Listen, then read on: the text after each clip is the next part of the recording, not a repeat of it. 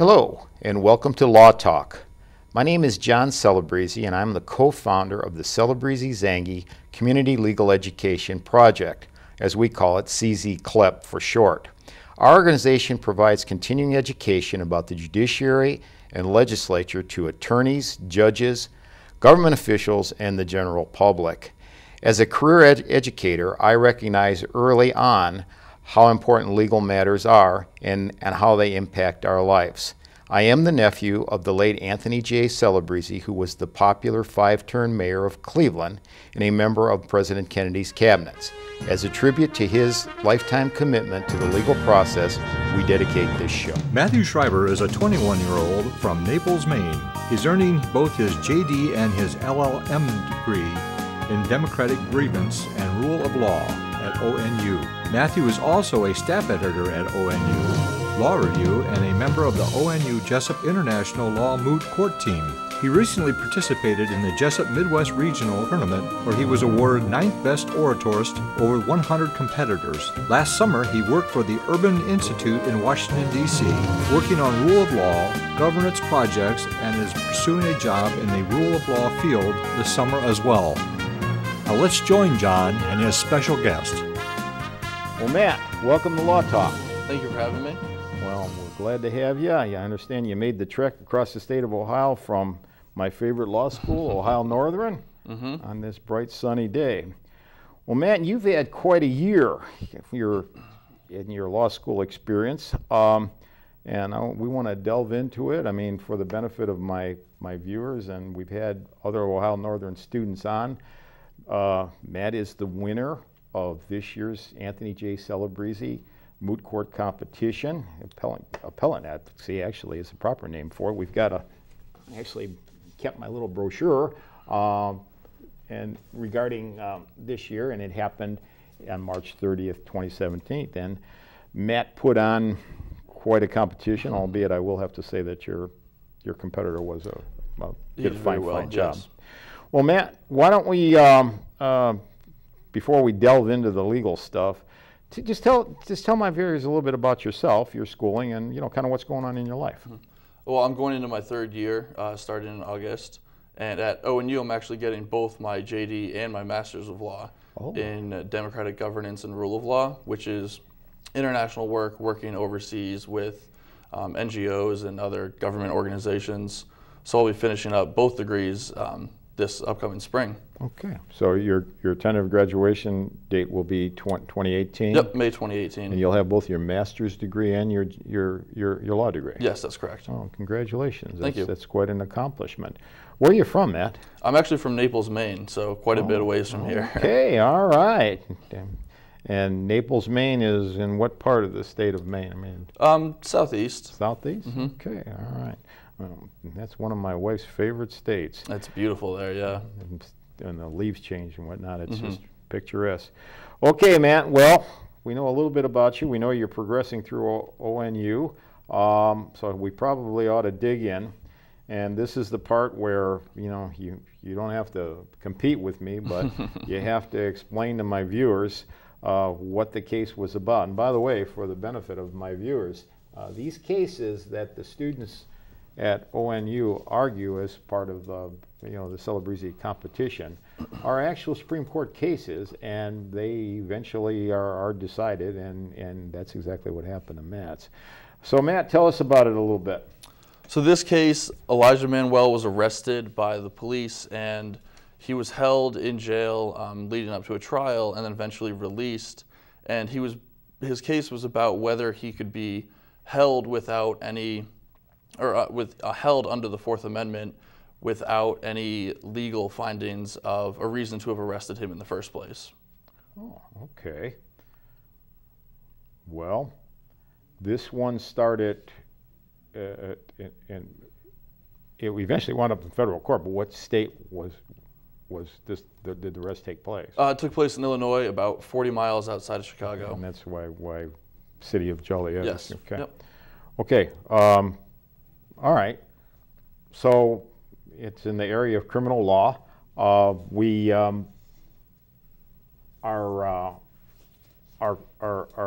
defendant is incarcerated Okay, a little bit more there, Matt. What makes this kind of unique, though? So he was arrested, and they found a bottle of pills on his person when he was arrested, and the police officers tested them, didn't find any drugs in them, but using their expertise arrested him anyway, and then lied to a judge to allow the judge to hold him in jail, even though there was no sufficient evidence to hold him in jail. There was no evidence that he had any drugs on his person when he was arrested. Well, I mean, it doesn't sound like the crime itself was remarkable. I mean, it was a drug possession type case. But what makes this unique is that he was thrown into our process. Am I saying this correctly? Yep. He was held over by a judge after his arrest, about 2 days after his arrest, and then was held in jail for 48 days leading up to a trial with no sufficient evidence against him to actually hold him in jail. He was pulled over for not using a blinker at first, and then arrested while the police were using fake evidence and falsifying reports to keep him in jail, which he was arguing was a violation of his Fourth Amendment rights. Absolutely. Well, in Illinois, and I mean, I don't know too much about Illinois law. I mean, I practice here in Ohio, but I take it people get indicted, and is there a grand jury there? And the police officers actually falsified reports to the grand jury to allow the grand jury to indict him on these drug charges as well. So everything that was causing him to be kept in jail awaiting trial was all based on falsified reports. I see. Well, we'll save this a little bit. I'm going to ask you who won in a little bit, but I mean, I know, but in the real world, but I'm going to let you say it. But so who got on the other side of this thing? Who objected? Your competitor, what was his argument? His argument was that the Fourth Amendment charge that Elijah Manuel was bringing wasn't the proper constitutional amendment to bring a claim like this under. The argument was that the Fourth Amendment, if it was violated at the time of arrest, and as soon as he was put in front of a judge, any Fourth Amendment violation was nullified. So at that point, while he was kept in jail for 48 days, he then filed this claim 2 years later, and if in fact the Fourth Amendment had fallen out of the picture, then Mr. Manuel would have missed his statute of limitations period to actually bring this claim. I see. Okay. All right, so it starts in a Illinois State Court. Mr. Manuel is found guilty? Yes, it was found against him all the way up into the Supreme Court. Okay. But I mean, at the trial level, yes, he was found guilty. Was he actually sentenced for that? Or? No, so following his indictment, there was a separate test done at the Illinois State Laboratory, and they found that there was no actual drugs in the pills that were seized from him. They told the prosecutor that, and eventually the prosecutor, about 3 weeks after that finding by the laboratory, the prosecutor dropped everything against Mr. Manuel and he was released. Okay, but the legal issue goes on here as to is the Fourth Amendment the right place to be looking at this? Yes, because Mr. Manuel was able to file a federal lawsuit under Section 1983 of U.S. law, which allows a private citizen to sue a person, an acting government official, for a deprivation of their constitutional rights. And in this case, Mr. Manuel's claim was that his Fourth Amendment rights were violated because he was held without any sufficient evidence against him. I see. For the benefit of my viewers who are not all lawyers, the Fourth Amendment is usually known for search and seizure, correct? Yes, that's correct. Okay, and search gets a lot of 6 o'clock news publicity because of dogs and whatnot. But there's a little more to the Fourth Amendment to that, obviously. And the part you're into is the seizure part? Yes, and in this case, it was the facts leading up to exactly when the pills were seized from him are a bit in question because he was pulled over as a passenger in a vehicle for not using a blinker when they were turning, and the police officers then pulled him from the vehicle and eventually ended up searching his person. There's no clear reason, or there's no clear evidence if they had a reason to search his person at the time or not, and then pulled these pills from him. So his claim is that everything stemming from that initial search of his person and the seizure of the pills was all a violation of his Fourth Amendment rights, and the entire time he was being held in jail was a continuing violation of his Fourth Amendment rights. Pretty interesting. Okay, so he gets through the state court. There's an appellate district where there's an appellate court in Illinois. He lost there? Mm-hmm. All right, on his constitutional issue. So then Yes. he manages to get this thing in the federal court. Yes. Does he work his way, does he go right to the circuit court, or does he get to a district court? He was in the circuit courts, and the circuit courts, there has been a bit of a divide as to whether the Fourth Amendment can be used for this type of claim, and they found against him in his case, which he then appealed to the Supreme Court, which led to this case. Okay, so this one went all the way to the top, Yes, the Supreme it did. Court. When it was decided, was that the time when we had 8 justices or 9 justices? That was when we had 8 justices. We had 8 Yep. because Anton Scalia had passed Yes. away. Okay. All right. That's kind of interesting, too. And there's a little more history in your case. Yeah. Okay, so now tell my viewers who won. He actually won in the Supreme Court. The Supreme Court found 6-2 in his favor that the Fourth Amendment could support a claim like his, and the Supreme Court then remanded the case back down to the lower courts for them to decide whether he had violated the statute of limitations or he had filed his claim in the proper amount of time. I see. Okay. So a little ordinary guy with a small bottle of pills finds himself in our system, and we go from not the lowest state court, but a state court, just like Medina Municipal Court here or Medina Common Pleas. They're all over the place. And all the way to the United States Supreme Court. And you say by a 6-2? Yes, it was a 6-2 decision. So there was no question about that then? No, not really. They decided that in the past about 20 years, it's been a little uncertain as to whether the court actually felt that the Fourth Amendment could cover something like this, but this decision being 6-2 shows that now moving forward, it's a pretty good majority believes that the Fourth Amendment does cover claims like this and allow for a citizen to bring a claim like this. Wow.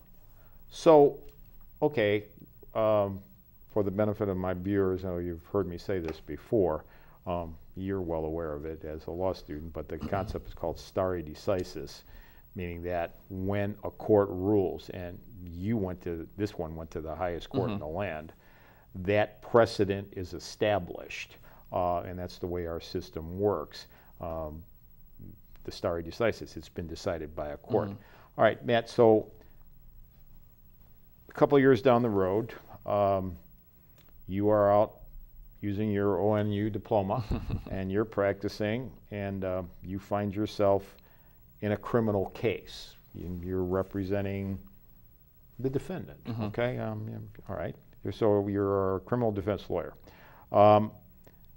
How would this affect an ordinary person who is getting hit with a possession charge?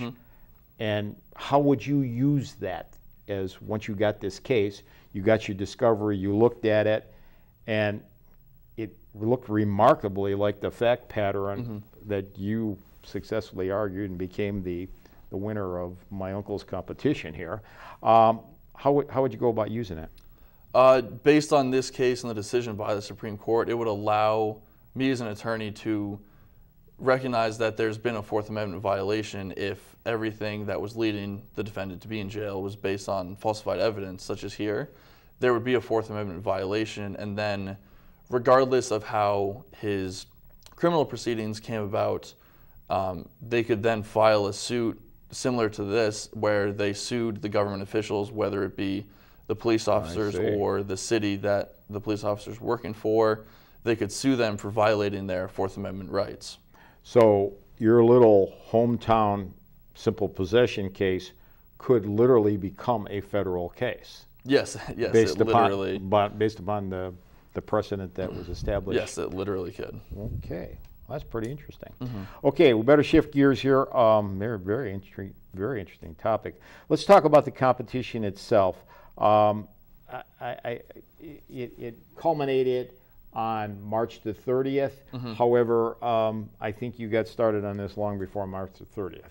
Yes, yes, I did. So when did you get rolling on in this year's competition? The first round was the 21st, so about a week before that, and I started working on it about a week and a half to 2 weeks prior to the first round, when we were notified of which side we would be arguing for. During the competition, Matt, did you, I mean, you wound, once again, in the role you played as the winner, which, by the way, was the winner. Yes, it so was. Mr. Manuel won on the citizen side of this thing. Okay, but did you ever play the role of the attorney representing the government on the other side, like the city of Joliet? Yes, I actually did that for my very first round, and then I switched for the next two. So you guys have to go both ways. Yes, and more often than not, you have very little time in between rounds to actually prepare. So that was definitely the most difficult part, was having to switch sides and completely go against the argument you had just presented a day or two beforehand. I guess so.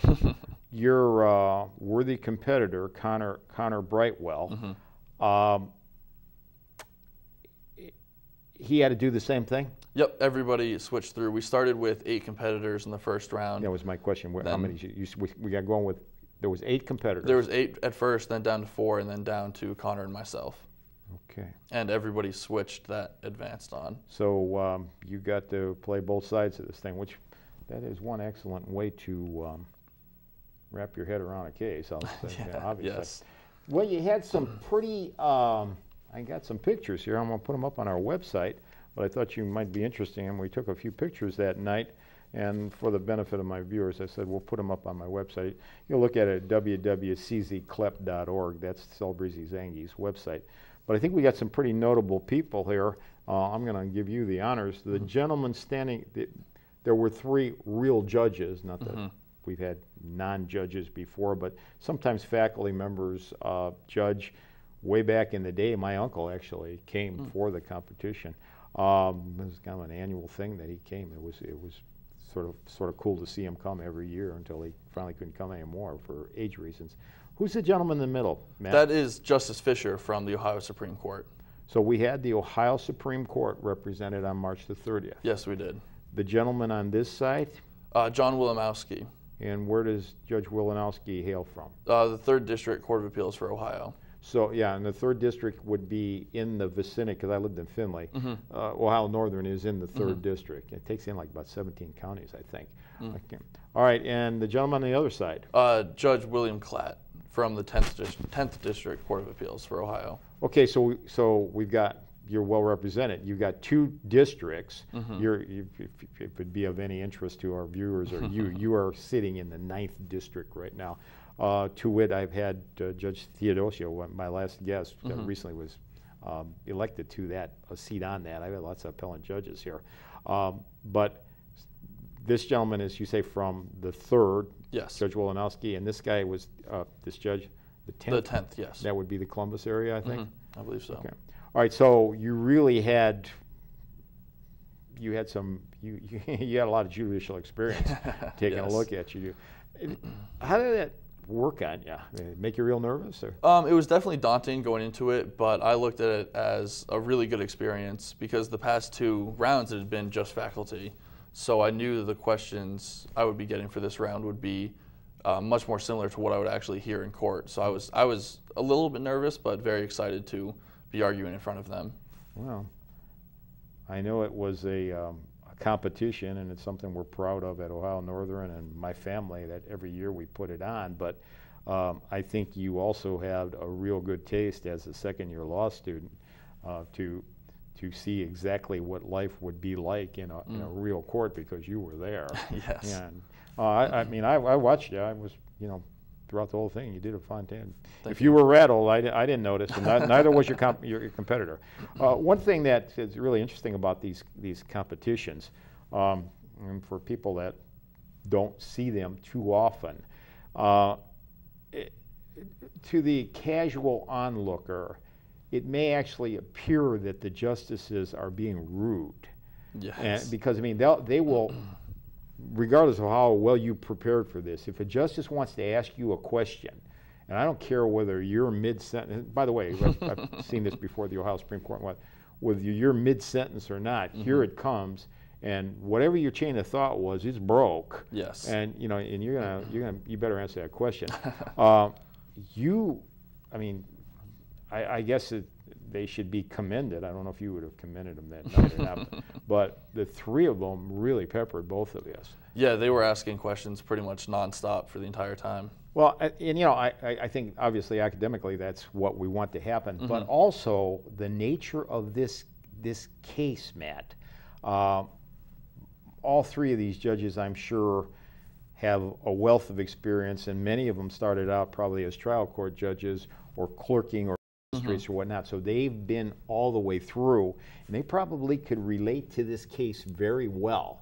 And that was pretty obvious by the yes. questions they were asking. Well, I mean, all the cases have been interesting. We've had gun issues. You're the sixth or seventh student that I think I've had on the show, and it's always very interesting. Usually these cases are actually decided by the United States Supreme Court about midsummer. In other words, if we have the competition in the spring. But yours is different, right? Yes, it was decided about 2 days before the competition actually started. That's pretty interesting. I mean, because the way it worked out, you really were on the winning side, but you actually, the Supreme Court had actually spoke on this.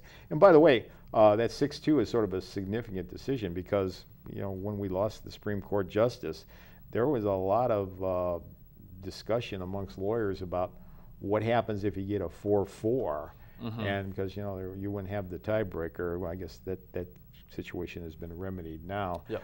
So the fact that you came up, the Supreme Court came up with a 6-2, I think that speaks volumes.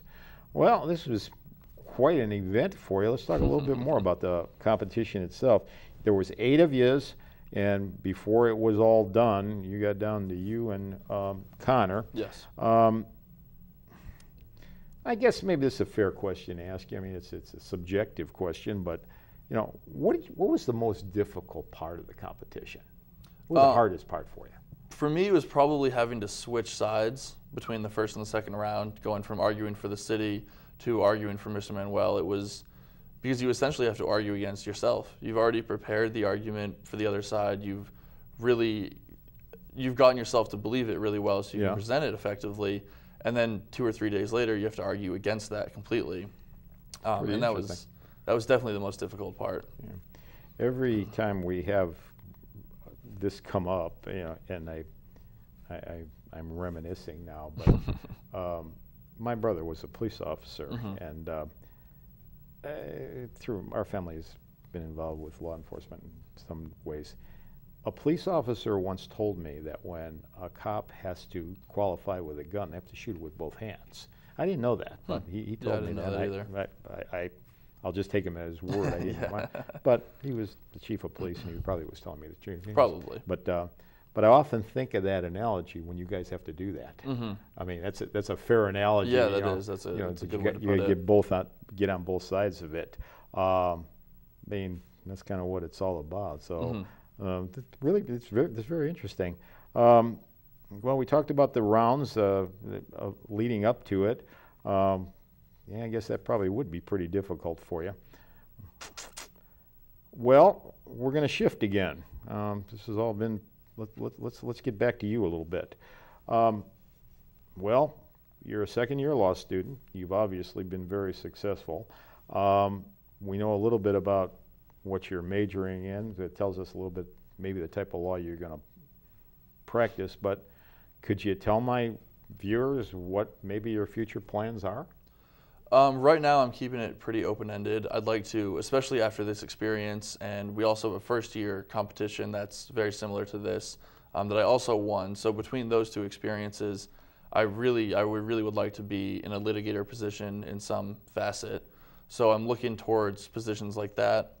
But I'm also looking into the international field to do development work in developing nations and help rebuild judicial or political infrastructures in countries like that. So I'm kind of keeping all my options open for the time being and seeing how this upcoming semester goes while I'm applying for jobs. And then seeing where my career takes me as I get going. I think that's wonderful. That's just wonderful. I'm really not an expert in this at all, but I do believe, my affiliation with Ohio Northern goes back quite a few years. Don't you have a professor there and through the law school that we've actually embraced the international community? Yes, Professor Howard Fenton. Fenton, yep, okay. And he's the director of our Center for Democratic Governance and Rule of Law, and the center is working on a number of international projects through State Department funded grants in a number of nations, whether it be rebuilding judicial functions or helping develop legal education programs and things of that nature. The university as a whole, through that center, has taken a very active role in projects like that. So you've certainly involved yourself in this as well? Or? Yes, that's actually where I'm working this summer. I'm working for the center and helping them with implementing different grants that the center's currently working on in a number of countries. Okay. Well, Professor Fenton has been a valued member of the Ohio Northern Law School faculty for many, many years that I know of, so I wish him and you the very best. Thank you. Now that I get to put my 2 cents in too, as a trial lawyer and the nephew of Anthony J. Celebrezze, who was actually an old trial lawyer, I think your skills in the courtroom are exemplary. Thank you. I think people who go into our profession sometimes don't even much think about it. This isn't law and order. That's not what I want to do. However, what we're finding is that the courts that I've been somewhat involved with, it's difficult to get trial experience. And sometimes people take jobs of either being a prosecutor or a public defender just to get you into the courtroom, which frankly I think you've got some great potential there. So just a little plug for you. I mean, Howard's sending you in the right direction for the international thing, but don't forget Uncle Tony, he was a real street fighter as far as as a litigator. He truly was. Well, I can't believe the time went by so fast, but it has. You have a standing invitation to return to Law Talk anytime you'd want. Thank you. And certainly, well, I guess you got a big year coming up to you, and both your 2 degrees. So best of luck to you, man. Thank you for having me.